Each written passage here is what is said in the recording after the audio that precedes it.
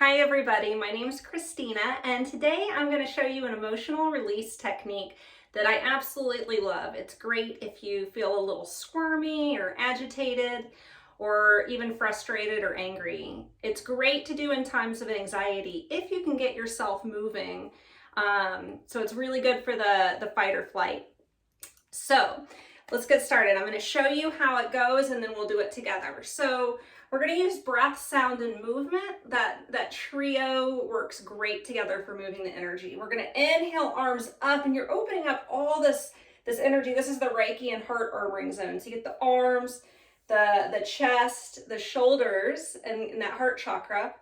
Exhale out to the side, stretch the arms. Inhale up. Exhale through the mouth. Inhale through the nose up, and then exhale, we ha into a little mini squat. So we inhale, exhale, inhale, exhale, inhale, ha, ha, ha, ha, ha, ha, ha,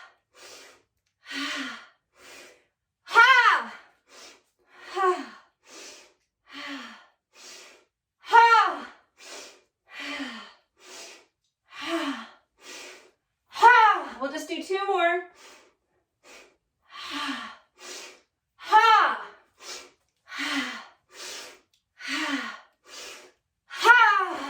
And then just let the arms go. Keep your eyes open and just feel your feet into the floor. Spread the toes wide. Feel mountain pose in the feet. So you'll ground down through the ball of each big toe, pinky toe through the heels. Feel that energy moving in your body, in the arms, and just take a moment as you catch your breath.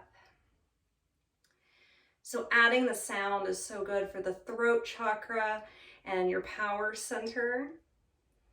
Just getting that expression moving. All right, so feel free to do this as many times as you need. It's quick and simple and very effective. All right, so hopefully this has been helpful for you.